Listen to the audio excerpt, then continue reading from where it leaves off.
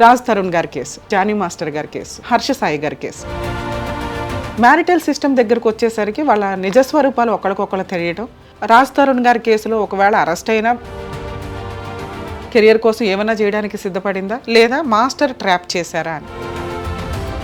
అరే బాబు, అందుకే ఆడపిల్లలతో జాగ్రత్తగా ఉండండి అని చెప్తున్నా. వచ్చారు కదా అని వాడేసుకుంటే జీవితాలు సర్వనాశనం అయిపోతాయి. పార్టీ సపోర్ట్ చేస్తే బాగుండంటే ఇది చాలా సెన్సిటివ్ పాయింట్. ఫైనాన్షియల్గా ఇరుక్కుపోయారు, ఆ అమ్మాయి ఫిజికల్గా ఇరుక్కుపోయింది, ఇష్టపడింది, మోసపోయింది.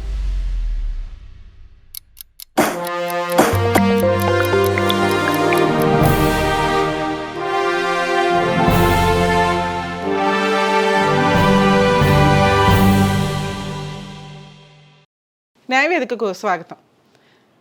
ఈ మధ్యకాలంలో మన ఒక 1 year నుంచో 6 months నుంచో రిపీటెడ్గా చూస్తున్న కేసులు ఏమన్నా ఉన్నాయంటే అక్రమ సంబంధాలకి సంబంధించి, లవ్ డిస్ప్యూట్స్కి సంబంధించి, మ్యారేజ్ చేసుకుంటారు అని చెప్పి ఫిజికల్గా యూజ్ చేసుకొని పెళ్లి చేసుకోవట్లేదు అనే టాపిక్ల గురించి విపరీతంగా చూస్తున్నాము. అందులో సెలబ్రిటీలు ఎక్కువగా ఉన్నారు, సినీ ఫీల్డ్కి సంబంధించిన ఎక్కువగా కనిపిస్తుంది.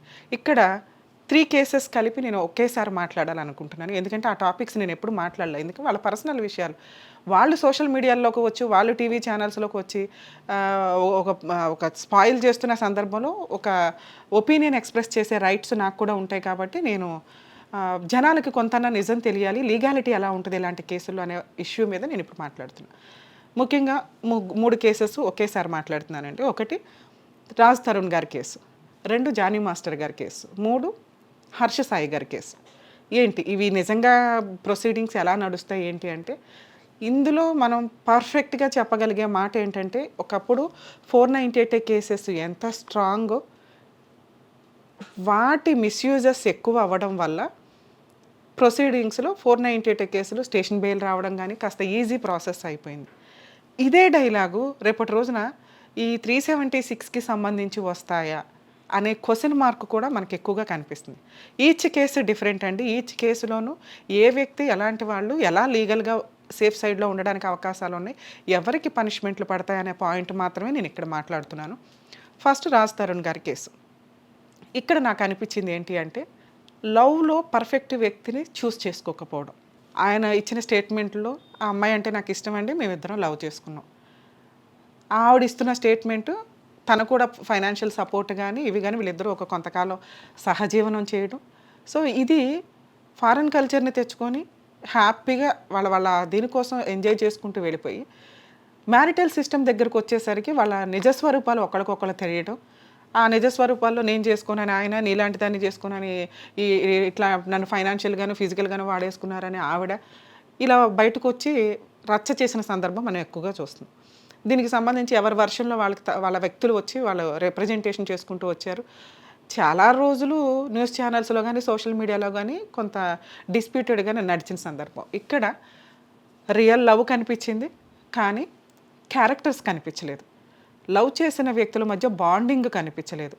ఇలా ఉన్న కేసుల్లో అమ్మాయి కనుక నన్ను ఇట్లా పెళ్లి చేసుకుంటానని చెప్పి నా దగ్గర ఫైనాన్షియల్గా వాడుకొని ఫిజికల్గా వాడుకొని ఇప్పుడు చేసుకోలేదు అంటే అక్కడ కోర్టు కన్సిడర్ చేసేది మీ యొక్క క్యారెక్టర్స్ కూడా. ఇలా క్యారెక్టర్కి వచ్చినప్పుడు అమ్మాయి గురించి మనకు చాలా వీడియోలు క్లియర్గా కనిపిస్తూ వచ్చినాయి.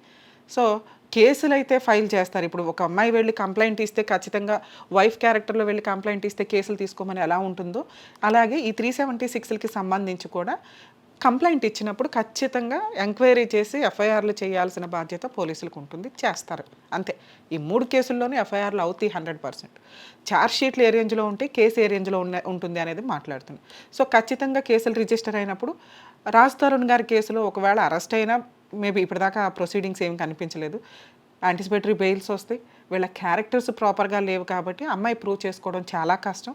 రేపటి రోజున ఇదేమన్నా సెటిల్మెంట్ అయిపోయి విత్డ్రా చేసుకుని హాస్టల్ విట్నెస్ అంటారు, అంటే తన కేసును తనే విత్డ్రా చేసుకోవడం కింద లెక్క. మిగతా కేసులకి సెటిల్మెంట్లు, లోక్ అదాలత్లో విత్డ్రాలు ఉంటాయి. కానీ ఈ 376 రేపు పెళ్లి చేసుకుంటానని మోసం చేసి రేప్ చేయడం, ఫిజికల్గా వాడుకోవడం ఇవన్నీ కూడా విత్డ్రాల్ చేసుకోవడానికి ఉండవు. సో వాళ్ళ కేసుల్ని సాక్షులు ఎక్కడికక్కడ డ్రాప్ చేసుకుంటూ వెళ్ళి హాస్టల్ విట్నెస్ కింద క్లోజ్ చేస్తారు. నాకు తెలిసి రాజ్ తరుణ్ గారి కేసు ఆ రకంగా క్లోజ్ అవ్వడానికి అవకాశం ఉంది. లేదా కంటెస్ట్ చేసి కేసు ఫాస్ట్గా మూవ్ అయినప్పటికీ కూడా అది పెద్ద సీరియస్ కేసు కాదు. దీంట్లో నేను కొంచెం అబ్జెక్టివ్‌గా మాట్లాడేది కేసులకి సంబంధించిన అడ్వకేట్స్ వచ్చి ఛానల్స్‌లో మాట్లాడుతున్నారు.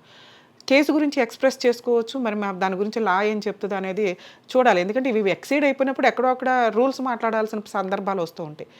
అది ఎవిడెన్స్‌లతోటి మాట్లాడుతూ ఎవిడెన్స్‌ని బయట పెట్టేసుకుంటూ అవతల వ్యక్తులు బ్లాక్‌మెయిల్ చేస్తున్న సందర్భాలు నడుస్తున్నాయి. ఈ ఎవిడెన్స్ అనేది కోర్ట్‌లో సబ్మిట్ చేయాలి. మీ వర్షన్ మీరు చెప్పుకోవడం వేరు. కోర్ట్‌లో చూపించాల్సిన ఎవిడెన్స్‌లన్నీ ముందే ప్రసాదాలు పంచినట్టు పంచుకుంటూ వెళ్ళిపోతామంటే అవి అవతల వ్యక్తిని బ్లాక్‌మెయిల్ చేస్తున్నట్టు, ప్రొవోక్ చేస్తున్నట్టు, బెదిరిస్తున్నట్టు వస్తాయి. అలా తీసుకుంటే అవతల వ్యక్తులు కూడా అలాగే కేసులు ఫైల్ చేసుకోవడానికి అవకాశం ఉంది. Note this point. Second case గురించి మాట్లాడాలంటే జానీ మాస్టర్ గారిది. సేమ్ రాజ్ తరుణ్ గారి లిటిగేషన్ ఇక్కడ రాదు, ఇక్కడ వేరు. ఇక్కడ మనం మాట్లాడుకోవాల్సింది అవసరం.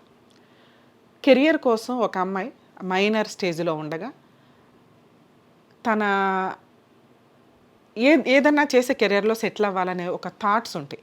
అవి మనం ఇక్కడ ప్రూవ్ చేయలేం. ఆ అమ్మాయి ఇంట్రెస్ట్ చూపించి కెరియర్ కోసం వెళ్ళిపోయిందా, కెరియర్ కోసం ఏమైనా చేయడానికి సిద్ధపడిందా, లేదా మాస్టర్ ట్రాప్ చేశారా అని. సో రెండో పాయింట్ మాట్లాడితే మాస్టర్ ట్రాప్ చేసినా చెయ్యకపోయినా వాళ్ళు మాట్లాడుతున్న incident minor. At the time of physical relation అమ్మాయి కన్సెంట్ ఉన్నప్పటికీ కూడా ఆ అమ్మాయి మైనర్ కన్సెంట్ లీగల్గా వ్యాలిడ్ కాదు. అరే బాబు, అందుకే ఆడపిల్లలతో జాగ్రత్తగా ఉండండి అని చెప్తున్నా. వచ్చారు కదా అని వాడేసుకుంటే జీవితాలు సర్వనాశనం అయిపోతాయి. ఎవరితోనన్నా మామూలుగా ఫైట్ టు ఫైట్ వెళ్ళొచ్చు, కానీ ఇట్లా ఆడపిల్లలతో అస్సలు వెళ్ళకండి, దరిద్రం, యూజే లేదు. ఇవి ఎక్కడి దాకా వెళ్ళిపోతాయి అంటే వీళ్ళు అవసరాల కోసం ట్రాపే చేస్తారో వీళ్ళే వాడుకుంటారో ఏదన్నా కానీ లీగాలిటీకి వచ్చేసరికి ప్రాబ్లం ఫేస్ చేయాల్సి ఉంటుంది.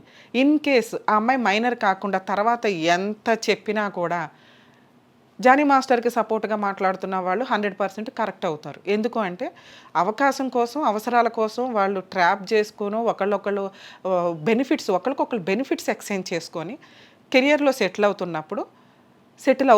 సెటిల్ అయిపోయినాకో లేకపోతే ఫెయిల్యూర్ అయిపోయి సెటిల్ అవ్వకపోతే అప్పుడు ఈ పాయింట్ని బ్లాక్మెయిలింగ్గా వాడుకుంటామంటే ఇందాక రాజ్ తరుణ్ గారి కేసులో ఏ టైప్ ఆఫ్ సెటిల్మెంట్లు, ఏ టైప్ ఆఫ్ పనిష్మెంట్లు పడతాయో ఇది కూడా కేసు రిజిస్టర్ అవుతుంది, అరెస్ట్ అవ్వడం కామను, కొన్ని సందర్భాల్లో స్టేషన్ బెయిల్ ప్రొసీడింగ్స్ నడుస్తాయి. కానీ స్టేషన్ బెయిల్ కదండి, యాంటిసిపేటరీ బెయిల్ ప్రొసీడింగ్స్ నడుస్తాయి. ఒకవేళ అరెస్ట్ అయితే ఆ ప్రాసెస్ ప్రకారం బెయిల్ వచ్చేస్తుంది. కేసు కూడా కంటెస్ట్ చేస్తే ప్రూవ్ చేయడం చాలా తక్కువ సందర్భాల్లోనే అవుతుంది. కానీ జానీ మాస్టర్ గారి కేసులో ఆఫ్టర్ మేజర్ అయిన ఇన్సిడెంట్లో ఆయన 100% గెలవడానికి ఛాన్సెస్ ఉన్నాయి. ఇందాక నేను చెప్పినట్టు exchange of benefits. Before minor జరిగిన ఇన్సిడెంట్లు ఏవైతే ఉన్నాయో దాని గురించి మాట్లాడాల్సి వస్తే ఖచ్చితంగా అమ్మాయి కన్సెంట్ ఉండి ఆ అమ్మాయే ట్రాప్ చేసి ఆ అమ్మాయి ఏదైనా చేసినా కూడా మాస్టర్ గారి రేంజ్లో ఇప్పుడు నేను చెప్పినట్టు సొసైటీకి రెస్పాన్సిబుల్ పర్సన్లుగా ఉండాలి. కాబట్టి ఆ చేసిన మిస్టేక్స్ ఏవైతే ఉంటాయో దానికి సంబంధించి పనిష్మెంట్ పడడానికి అవకాశం ఉంటుంది. ఇన్ కేస్ భవిష్యత్తులో ఇది కూడా సెటిల్మెంట్ అయిపోతే ఎవరేం చేయలేం కాబట్టి హాస్టల్ విట్నెస్లో విత్డ్రా చేసుకోవడానికి అవకాశం ఉంది. ఏం జరిగింది మాస్టర్ గారి కేసులో? ఇది ఇప్పుడు వ్యవహారమా? 5 years నుంచి నడుస్తున్న వ్యవహారం, 7 years నుంచి నడుస్తున్న వ్యవహారం, ఇప్పుడు అందుకే వచ్చి కేసులు వేస్తారు అంటే రాజ్ తరుణ్ గారి కేసు వేరు. వాళ్ళ దగ్గర ఫైనాన్షియల్ డిస్ప్యూట్ వచ్చింది, విపరీతమైన వేరే వాళ్ళతో రిలేషన్స్ నడిచిపోతూ వచ్చినాయి, బ్రేక్ అయ్యింది, కేసు వచ్చింది. సో అందుకని ఆ కేసు కొంచెం వీక్ పర్సన్లోనే ఉన్నట్టు లెక్క. ఈ కేసు విషయానికి ఎప్పుడు వేసినా కూడా మైనర్ కాబట్టి మైనర్ ఇన్సిడెంట్ని సీరియస్గా తీసుకోవడం అనేది జరుగుతుంది. తర్వాత కోర్టు ఎట్లా కన్సిడర్ చేస్తారు హానరబుల్ జడ్జి అనేది మనం కొంత డిసైడ్ చేయాలి. మరి ఇప్పుడు ఎందుకు బయటపడింది అంటే ఇక్కడ మనం వింటున్నవి ఒక సెలబ్రిటీ హీరోకి సంబంధించిన ఫ్యామిలీయో ఆయనో ఈ అమ్మాయికి ఒక ఛాన్సెస్ ఇస్తాం నెక్స్ట్ వాళ్ళ వాళ్ళ ప్రొడక్షన్లో అనేవి. సో ఇది కూడా అమ్మాయి ఆలోచించాలండి. ఎందుకంటే టాలెంట్ లేకుండా ఎవడైనా ఛాన్సులు ఇచ్చినా ఆ ఛాన్సులు కొంతకాలమే, తర్వాత ఆటోమేటిక్గా నీ అవసరం అయిపోయినాక నిన్ను యూజ్ చేసుకోవడం అయిపోయిన తర్వాత ఆ ఛాన్సులు ఉండవు, ఏముండవు, కెరియర్నే స్పాయిల్ చేసుకున్నట్లు అవుతుంది. ఇలా బ్లాక్మెయిల్ చేస్తారు అమ్మాయిలు అనిపించినప్పుడు రేపొద్దుట ఎవరు ధైర్యంగా ఛాన్సులు ఇస్తారు? ఎవరు ఇప్పుడు జెంట్స్తో ఎట్లా మూవ్ అవుతారు, లేడీస్తో కూడా అలాగే మూవ్ అవుతారు ఆ ఫీల్డ్లో. అదంతే. దాన్ని ఇప్పటికిప్పుడు ఏదో చేంజెస్ చేసేస్తామంటే కుదరదు. ఎప్పుడెప్పటి నుంచో నడుస్తున్న వ్యవహారం. క్యారెక్టర్తో ఉన్నవాళ్ళు కొన్ని లక్షల మంది ఉన్నారు. వాళ్ళ దగ్గరికి ఎవరు చెయ్యి కూడా వేయడానికి భయపడతారు. మరి ఎందుకు అట్లా నడుస్తుందంటే మీరు ఇచ్చే ఛాన్సెస్ లీనియన్సెస్ వల్ల. ఇలాగే రిపీటెడ్గా చదివితే ఇంకో 4 వచ్చి కేసులు ఫైల్ చేశారంటే రేపొద్దుట లేడీస్ని బాబు ఈ క్యారెక్టర్లే వద్దు పక్కన పెడదాము అనే ఛాన్స్ రాకూడదు కదా. మేబీ మారి అందరూ మంచోళ్ళు అయిపోయి ఎవ్వరూ కూడా లేడీస్ని ఆ దృష్టిలో చూడకపోయినా ఆ దృష్టిలో ఉండే లేడీస్ కొంతమంది ఉంటారు, ట్రాప్ చేసి ఛాన్సులు తీసుకుందాం అనేవాళ్ళు. సో ఇవి ఒక స్టేజీ తర్వాత వీళ్ళందరినీ దూరంగా ఉంచడం బెటర్. అలా లేని క్యారెక్టర్లు ఏమన్నా చేయడం అనే స్టేజ్కి వెళ్ళిపోయి మహిళలకి జాబులు ఇవ్వాలన్నా, మహిళలు ఏ రకమైన ఛాన్సెస్ ఇవ్వాలన్నా భయపడిపోయే స్టేజ్కి రాకూడదు. గట్టిగా తిప్పికొడుతూ ఓ 20 ఇయర్స్ నుంచే మహిళలు గట్టిగా బయటకు వచ్చి జెంట్స్ కంటే ఎక్కువగా సంపాదించడం కానీ, మంచిగా హార్డ్ వర్క్ చేసుకొని ఉన్నంతలో ఫైనాన్షియల్గా సెటిల్ అవ్వడం కానీ జరుగుతుంది. అవి పెరుగుట విరుగుడు కొరికే అన్నట్లు అవ్వకూడదు కదా. అలాగే కేస్ ప్రొసీడింగ్స్లోకి వచ్చేసరికి పనిష్మెంట్స్ మైనర్గా జరిగిన ఇన్సిడెంట్లో ఎక్కువ ఉంటుందండి. ఎప్పుడూ కూడా ఇలాంటి కేసుల్లో నేను ఇచ్చే సజెషన్ ఏంటంటే, ఎవరికి ట్రాప్ అవ్వద్దు, ట్రాప్ చేయొద్దు. ఇన్ కేస్ అవతల వాళ్ళు ఎవరైనా ట్రాప్ చేస్తున్నారని అనిపిస్తే, మీకు అన్యాయం జరిగిందంటే అది రేపో కన్సంటో ఏదన్నా ఇది లైఫ్ లాంగ్ కంటిన్యూ అవుతుందేమో అని అనిపించినప్పుడు ఆ కెరియర్ కంటే కూడా అవతల వ్యక్తికి పనిష్మెంట్ ఇవ్వడం ఇంపార్టెంట్. మీరు ఆ రోజే బయటకు వచ్చి కంప్లైంట్ ఇచ్చినట్లయితే ఇండస్ట్రీ అంతా మీ వెనకాల ఉండేదేమో. ఇప్పుడు ఎవరో సపోర్ట్ తీసుకొని అతను కొంత పొలిటికల్గా ఇదవుతున్నప్పుడు ఆ టైంలో వాళ్ళని తీసుకొచ్చి ఈ రకంగా అన్పాపులర్ చేయడం అనేది కొంత ఎప్పుడైనా మీకు హక్కు ఉంటుంది. సో అది లీగాలిటీ చూసుకుంటుంది. ఇక్కడ పాయింట్ నేను ఇంకొకటి మాట్లాడాల్సింది పొలిటికల్గా పార్టీలో యాక్టివ్గా ఉండే పర్సన్స్ ఎవరైతే ఉంటారో వాళ్ళ పర్సనల్ విషయాలు పాలిటిక్స్కి సంబంధం లేదు, పార్టీకి అస్సలు సంబంధం లేదు. మీకు పార్టీ అంటే ఇష్టం, మీరు సోషల్గా వచ్చారు, మీరు చూపిస్తారు, ఇంట్రెస్ట్ చూపిస్తారు. మీ క్యారెక్టర్స్ తీసుకొచ్చి పార్టీకి అంటగట్టడం కుదరదు ఇక్కడ. సో రెండోది, పార్టీ సపోర్ట్ చేస్తే బాగుండంటే ఇది చాలా సెన్సిటివ్ పాయింట్. ఇలాంటి సెన్సిటివ్ పాయింట్లో పార్టీ సపోర్ట్ చేయడం కుదరదు. మనం ప్రూవ్ చేసుకొని మనం మళ్ళీ ముందుకు వచ్చి మన సోషల్ సర్వీస్ చేయడానికి వెళ్దాం అనుకున్నప్పుడు ఇలాంటివి కొంత ముళ్ళు అనేది కామన్గా గుచ్చుతూనే ఉంటారు. వాటిని కొంత ఫేస్ చేసుకోవాలి. మేబీ ఇట్లాంటి లేకపోయినా, అసలు ఏమీ లేకపోయినా ఈ వ్యక్తి పాపులర్ అవుతున్నారు పార్టీలో అంటే ఆ పార్టీకి ఇంత బలం ఉండకూడదు కాబట్టి స్లోగా కట్ చేసుకుంటూ రావడానికి, వేళ్ళు కట్ చేయడానికి ఎక్కడో అక్కడ చూస్తూనే ఉంటారు. సో ఇలాంటి క్యారెక్టర్స్ తోటి పార్టీకి సంబంధం ఉండదండి. సో ఒకవేళ పార్టీ కనుక మీకు సపోర్ట్ చేసో లేకపోతే పార్టీ యాక్టివ్గా ఉండి మిమ్మల్ని సస్పెండ్ చేయకుండా పార్టీ మెంబర్షిప్ నుంచి ఉంటే కనుక మళ్ళీ అప్పుడు ఇంకో రకంగా మాట్లాడేవాళ్ళు. సో వీళ్ళ పార్టీ అంతా ఇట్లాగే ఉంటారా అని. సో కాబట్టి దీనికి పార్టీకి సంబంధం లేదు, పార్టీ సపోర్ట్ చేయలేదు అనుకోవద్దు. మీకు జరిగిన అన్యాయానికి మీరు 100% ఇప్పుడున్న లీగల్ ప్రొసీడింగ్స్లో గెలవడానికి అవకాశం ఉంది. మైనర్గా బిఫోర్ జరిగిన ఇన్సిడెంట్కి ఎవిడెన్స్లు ప్రూవ్ చేయాలంటే అవేమీ అంత ఈజీగా ప్రూవ్ చేయడం కుదరదు ఆఫ్టర్ 7 years 6 years. సో కొంచెం ధైర్యంగా ఉండండి, నిజం కోసం నిజాయితీగా ఫైట్ చేయండి. థర్డ్ కేసు నేను మాట్లాడగలిగేది హర్ష సాయి గారి కేసు. ఈ కేసు గురించి మాట్లాడడానికి చాలా సెన్సిటివ్ పాయింట్ అనేది అనుకుంటున్నారు జనాలు. ఎవరైనా ఒకటే కోర్టు దాకాను, లా అండ్ ఆర్డర్ దాకా వస్తే మేబీ ఫైనాన్షియల్గా బాగా ఎక్కువ ఉండడం వల్ల కొంత మ్యానిపులేట్ చేసి కొంత టైం తీసుకోగలుగుతారేమో తప్ప. ఈవిడికి ఈ కేసులో కూడా ఈవిడ గురించి మాట్లాడాలంటే ఇక్కడ ఫస్ట్ కేసులో ప్రాపర్ వ్యక్తులు, ప్రాపర్ లవ్ లేకపోవడం, రెండో వ్యక్తులు ఇద్దరు కూడా ఎక్స్చేంజ్ ఆఫ్ బెనిఫిట్స్. ఇక ఈ మూడో కేసులోకి వచ్చేసరికి సెలబ్రిటీతనం చూపించి మ్యానిపులేషన్స్ అని నేను అనుకుంటాను. ఎందుకంటే హర్ష సాయి అనే వ్యక్తి చాలా చిన్న వ్యక్తి. ఆయన షార్ట్ టైంలో సెటిల్ అయిపోయారు కాబట్టి ఈర్ష్యపడాల్సినంత అవసరం ఎవరికీ లేదు. ఎవరి లెవెల్ ఆఫ్ ఇన్కమ్ వాళ్ళకు ఉంటుంది. కానీ ఆ సంపాదించేది పర్ఫెక్ట్గా ఉంటే బాగుంటుంది. ఎప్పుడైనా బయటపడినప్పుడు రేపు మొన్న ఏదో ఇంటర్వ్యూలో అంటే నేను బెట్టింగ్స్ గురించి మాట్లాడుతున్నప్పుడు ఆయన అన్న స్టేట్మెంట్, నేను చేయకపోతే ఇంకో 10 మంది చేస్తారు. మీరు చేసి 10 కోట్లో 50 కోట్లో 100 కోట్లో తీసుకునే టైంకిను మీ వ్యక్తిత్వానికి వేరే వ్యక్తులకి చాలా తేడా ఉంటుంది. ఎవరో పావలగాళ్ళు 10 మంది చెప్పినా ఎవడో లెక్క చేయరు. కానీ మీరంటూ ఒక మంచి పేరు తెచ్చుకున్నప్పుడు సొసైటీలో మీరు మాట్లాడే ప్రతి మాటకి చాలా వాల్యూ ఉంటుంది, చాలా రెస్పాన్సిబుల్గా ఉండాలి. ఈ కేసు నేను ఇప్పుడు వేరే వీడియోనే చేస్తానండి. ఎందుకంటే ఇక్కడ చాలా సెన్సిటివ్ పాయింట్స్ ఉన్నాయి. అందరికీ అతను ఎక్కడా అనలేదు కదా, అతను ఎక్కడా లవ్ చేయలేదు కదా అంటున్నారు. డినై కూడా చేయలే. ఆ వీడియోలు చూస్తుంటే మీకు అర్థమవుతుంది. ఎక్కడన్నా ఒక అమ్మాయి నీ మీద విపరీతమైన ఇంట్రెస్ట్ చూపిస్తూ రొమాంటిక్గా మాట్లాడుతుంటే అని ఎంజాయ్ చేస్తున్నారే తప్ప నాకు నీ మీద లవ్ లేదు, నేను నిన్ను లవ్ మ్యారేజ్ చేసుకోను, నిన్ను అసలు పెళ్ళే చేసుకోను, మన ఇద్దరిది ఫ్రెండ్షిప్ అని ఎక్కడ డినై చేస్తున్నారు? మీరు ఎంజాయ్ చేస్తున్నారు, ఎంటర్టైన్ చేస్తున్నారు. అవును, ఆ అమ్మాయి రొమాంటిక్గానే మాట్లాడింది, నువ్వు స్మూత్గా ఉంటావు, నీ స్కిన్ బాగుంటుంది, నువ్వు బాగుంటావు, ఇవి అవి ఆ వీడియోలు ఏ యూట్యూబ్ ఛానల్లో కొట్టినా కానీ ఈజీగా వస్తున్నాయి. అవును బాగుంటావు, ఆ పిల్ల ప్రేమ అమ్మాయి ఎక్స్ప్రెస్ చేసింది.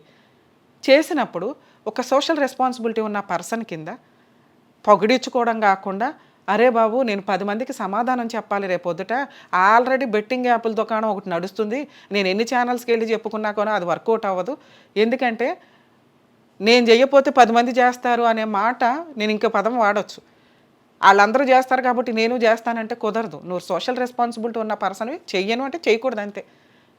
సో ఈ సిచ్యుయేషన్‌లో ఆ అమ్మాయి అంత మాట్లాడుతున్నప్పుడు, నాకు ఇష్టం లేదు నిన్ను పెళ్లి చేసుకోను అని మాట్లాడి ఉంటే, మీ వైపు మాట్లాడడానికి ఒక వాయిస్ ఉండేది. ఎప్పుడైతే మన మీద ఎవరన్నా వెంపర్లాడిపోయి ఇష్టం చూపిస్తుంటే, నీకు ఇష్టమే లేకపోతే కట్ చేయాల. ఆళ్ళతో ఏం అవసరం ఉందో ఎంటర్‌టైన్ చేసుకుంటాము అంటే, రేపొద్దుట ఇట్లాంటి పనిష్మెంట్స్ పడడానికి అవకాశం ఉంది. సో, ఇది చాలా తెలివిగా ఉన్న వ్యక్తి మాత్రమే చేయగలరండి. ఆర్డినరీ పర్సన్స్‌కి సాధ్యం కాదు. ఇంత ప్లానింగ్‌గా ఎవిడెన్స్‌లు పెట్టుకుంటూ, ప్రతి ఫోను రికార్డింగ్ పెట్టుకొని, నా తప్పు లేదు నేనెక్కడైనా మాట్లాడానా చూడండి అనేంత ఎవిడెన్స్ చూపించుకుంటా అంటే, భవిష్యత్తులో ఇలా జరిగిద్దని నీకు తెలుసు. నిజంగా ఆర్డినరీ వ్యక్తులకి అంత ఆలోచన ఉండదు. ఆ అమ్మాయి లవ్ చేస్తుంది. నెక్స్ట్ నచ్చితే లవ్ చేస్తాం. లేకపోతే ఎంజాయ్ చేస్తాం. లేకపోతే ఆ అమ్మాయికి డినై చేయడమో ఏదో ఇట్లా కామన్‌గా నడుస్తాయి. ఎంజాయ్ చేసేస్తూ మోరల్‌గానో, ఓరల్‌గానో, ఫిజికల్‌గానో ఎవిడెన్స్ పరంగా వచ్చేసరికి పర్ఫెక్ట్ ఎక్కడ డైలాగ్ దొరకకుండా ఉండడం అనేది సామాన్య ప్రజలకు అర్థం కాకపోవచ్చేమో కానీ జడ్జెస్‌కి మాలాంటి వాళ్ళకి కాస్త లీగాలిటీ తెలిసిన వాళ్ళకి అందరికీ కూడా అర్థమవుతుంది. ఇక ఈ కేసులో ఆ అమ్మాయి క్యారెక్టర్ ఎట్లాంటిది, ఇన్ని రోజులు ఏం చేసింది అంటే, మీతో ఒక సినిమా తీసి ఫైనాన్షియల్‌గా ఇరుక్కుపోయారు. ఆ అమ్మాయి ఫిజికల్‌గా ఇరుక్కుపోయింది. ఇష్టపడింది, మోసపోయింది. సో, ఇది ఇప్పుడు నిజంగా పనిష్మెంట్స్ పడాల్సిన కేసులో ఈ రకమైన ప్రాపర్ ఎవిడెన్స్‌లు లేకపోవడం వల్ల మిస్‌యూజ్ అవుతానికి ఎక్కువ అవకాశం ఉంది. సో, ఫాల్స్ కేసులు ఎక్కువ పడటం వల్ల రియల్‌గా సఫర్ అవుతున్న వ్యక్తులకి న్యాయం దొరకడానికి 1కి 10 సార్లు ఆలోచించాల్సిన పరిస్థితి వస్తది. సో, ఇప్పుడు ఈ 3 కేసులను బట్టి మనకు అర్థమయ్యింది ఏంటంటే, ఇక్కడ నేను 2 పాయింట్స్ మాట్లాడాలి. ఒకటి 376 గురించి అంటే రేప్. 376 సబ్ 2 గురించి. అంటే రేప్ అంటే ఒక వ్యక్తి కన్సెంట్ లేకుండా ఫోర్స్‌బుల్‌గా ఫిజికల్‌గా కమిట్ అయినప్పుడు ఆ విక్టిమ్ వెళ్లి కంప్లెయింట్ ఫైల్ చేస్తారు. అవి చాలా సీరియస్ కేసులు. అట్లా ఖచ్చితంగా పనిష్మెంట్లు పడుతూ ఉంటాయి. 376(2) ఏంటంటే ప్రొవోక్ చేయడం. వీళ్ళ మధ్య పరిచయాలు ఉంటాయి. ఇద్దరికి విల్లింగ్‌గానే ఏం జరుగుతుందో తెలుసు. అది బెనిఫిట్స్ ఎక్స్చేంజా లేకపోతే ఏంటా అనేది పక్కన పెడితే అమ్మాయికి కంప్లెయింట్ ఇచ్చుకోవడానికి అవకాశం ఉంది కాబట్టి నన్ను పెళ్లి చేసుకుంటానని నా దగ్గర ఫైనాన్షియల్‌గా వాడుకొని నన్ను ఇప్పుడు శారీరకంగా వాడుకొని ఇప్పుడు పెళ్లి చేసుకొని అంటున్నాడండి అనే కంప్లెయింట్ వేయడానికి 376(2) వాడడం అనేది జరుగుతూ ఉంటుంది. ఇవి ఎలా ఉంటాయంటే ఎవిడెన్స్ మీద డిపెండ్ అయ్యి ఉంటాయి. 90% కేసులు మిస్‌యూజ్ కేసెసే ఎక్కువ నడుస్తున్నాయి ఇలాంటి వాటిలో. కానీ అరెస్ట్ అవ్వడం ఉంటుంది, బెయిల్ ప్రొసీడింగ్స్ ఉంటాయి, కేసు సీరియస్‌గానే నడుస్తుంది. ఎవిడెన్స్‌లు అనేవి 2 వైపులా కన్సిడర్ చేయడం ప్రాపర్‌గా నడుస్తూ ఉంటుంది. సో, ఈ కేసెస్ అన్నీ మనం ఇప్పుడు మిగతా కేసులు ఎట్లా మిస్‌యూజ్ అవుతున్నాయి దీంట్లోకి వెళ్ళడానికి ఎక్కువ అవకాశాలు ఉన్నాయి. సో, ఈ ఇన్సిడెంట్లు వచ్చినప్పుడు ఎప్పుడైనా కానీ నిజంగా మీకు అన్యాయం జరిగితే ఇమ్మీడియట్‌గానే కంప్లెయింట్లు ఇవ్వడానికి ఉంటే మిమ్మల్ని క్వెషన్ చేయాల్సిన అవసరం ఉండదు.